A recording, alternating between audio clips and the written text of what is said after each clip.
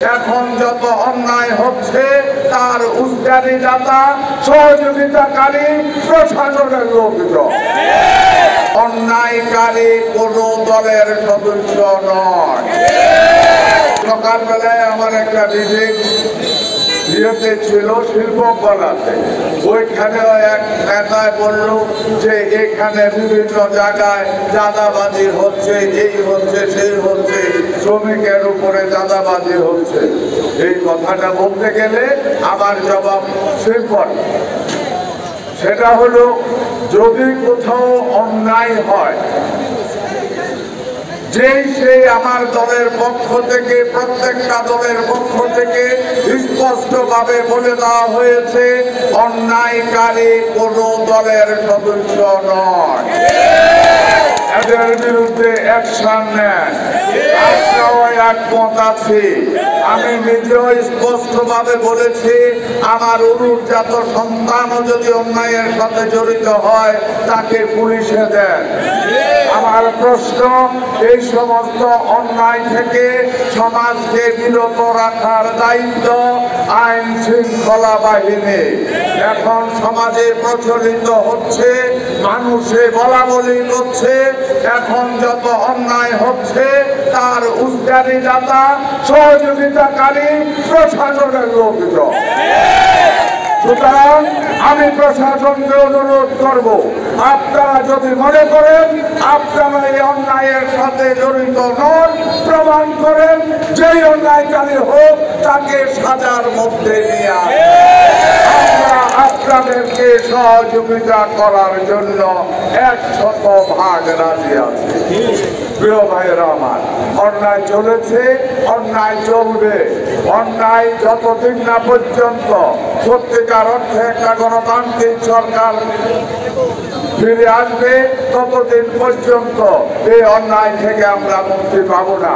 গত 17 বছর যেভাবে অন্যায় হয়েছে, এখন থেকে 150 বছর আগে অন্যায় হয়েছিল শুধু কৃষক বা শ্রমিকের সাথে, কৃষি শ্রমিক বা ফ্যাক্টরি শ্রমিকের সাথে।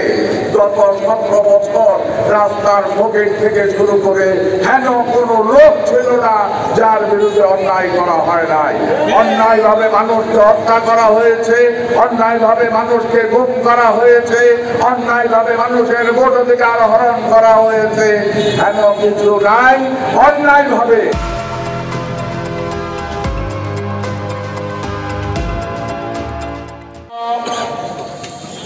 জনাব জাকারিয়া তাহের সুমন ভাই উপস্থিত, জাতীয়তাবাদী দল কুমিল্লা মহানগর শাখার ছাত্রদল যুব দলের সাবেক সভাপতি, বিপ্লবী নেতা, কারা নির্যাতিত নেতা উৎপাদুল বাড়ি আপু উপস্থিত, বাংলাদেশ জাতীয়তাবাদী ছাত্রদল করেছে।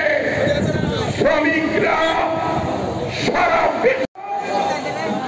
শ্রমিকদের জন্য কোনো কাজ করবে না, তাই আমি বলছি অতি সত্য নির্বাচন দিন এবং বাংলাদেশ জাতীয়তাবাদী দল সাধারণ সম্পাদক জনাব ইসুফুল্লাহ টিপু এবং আমিরুজ্জামান আমিন এবং জসিমউদ্দিন সহ এবং বিভিন্ন উপজেলা, 10টা উপজেলা, 4টা পৌরসভা থেকে আগত নেতৃবৃন্দ এবং আমি কৃতজ্ঞ আজকে এই শব্দ আমাদের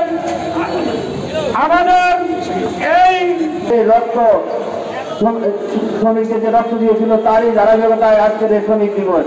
তাই আমি আমাদের শ্রমিক দলের উদ্দেশ্যে, আমরা দেখতে পাচ্ছি ওই 5 তারিখের পরে যে ইউনিট সরকার গঠিত হয়েছে, এই আন্দোলনে যারা শহীদ হয়েছে তাদের আমাদের অর্থমন্ত্রী সাইফুল আহমদ সাহেবের যে দায়িত্ব নিয়ে আসছি যে বিনা ইয়েতে যে আপনার যে করা হয়েছে সেই করার কারণে আজকে